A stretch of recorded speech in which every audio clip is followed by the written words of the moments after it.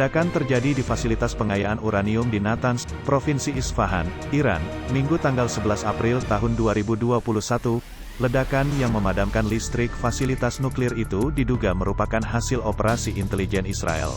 Melansir New York Times, hal ini terjadi di tengah gencarnya pembicaraan diplomatik antara Iran dan Amerika Serikat, AS, terkait penyelamatan kesepakatan nuklir 2015 lalu. Sebelumnya, AS di masa Donald Trump menarik diri dan menjatuhkan sanksi ke Iran.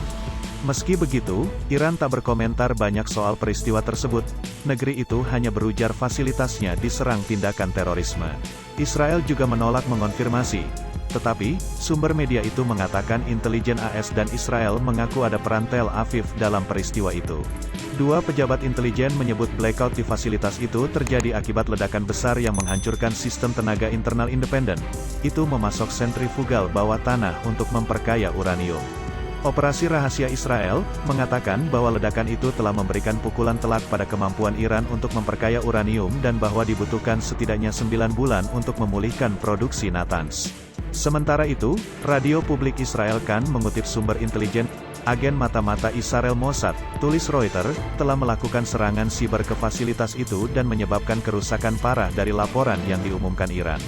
Sementara itu, Menteri Pertahanan AS Lloyd Austin bertemu dengan para pejabat Israel, termasuk Perdana Menteri Benjamin Netanyahu.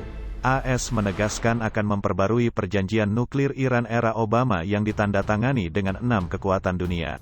Hal ini sebelumnya tak disetujui oleh Israel. Menteri Pertahanan Israel Benny Gantz mengharapkan keamanannya akan tetap menjadi prioritas AS. Fasilitas nuklir Iran Natanz terletak di Provinsi Isfahan. Ini adalah inti dari program pengayaan uranium Iran yang dipantau Badan Energi Atom Internasional, IAEA, pengawas nuklir PBB. Sejauh ini Israel enggan mengonfirmasikan tuduhan tersebut.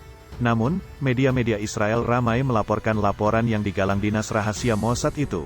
Pada hari serangan di Natanz, Perdana Menteri Benjamin Netanyahu bertemu dengan Menteri Pertahanan AS Lloyd Austin. Dia akan menggunakan semua cara untuk perjanjian nuklir.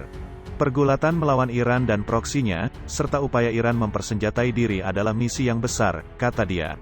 Serangan terhadap Natanz antara lain dikabarkan oleh stasiun televisi Israel, Channel 12, mengutip para pakar, tentang bagaimana serangan itu melumpuhkan salah satu bagian di fasilitas nuklir. Bukan kali pertama pembangkit listrik nuklir di Natanz mengalami aksi sabotase. Pada 2010 lalu, sebuah virus komputer bernama Stuxnet melumpuhkan sentrifuga di Natanz. Serangan itu merupakan operasi gabungan Israel dan Amerika Serikat. Hingga kini, fasilitas nuklir di Provinsi Isfahan itu masih menjadi episode kontrol Israel. Pada Juli tahun 2020, pemerintah Iran melaporkan ledakan misterius pada salah satu sentrifuganya yang merusak fasilitas pemerkaya di Natanz. Iran kini membangun fasilitas kedua di perut gunung. Teheran juga menuduh Israel bertanggung jawab membunuh seorang saintis yang mengepalai program nuklir Iran. Sulit bagi saya mempercayai bahwa pemadaman paksa di Natanz adalah semata-mata kebetulan, kata Yul Guzangsi, peneliti di Institut Keamanan Nasional di Tel Aviv.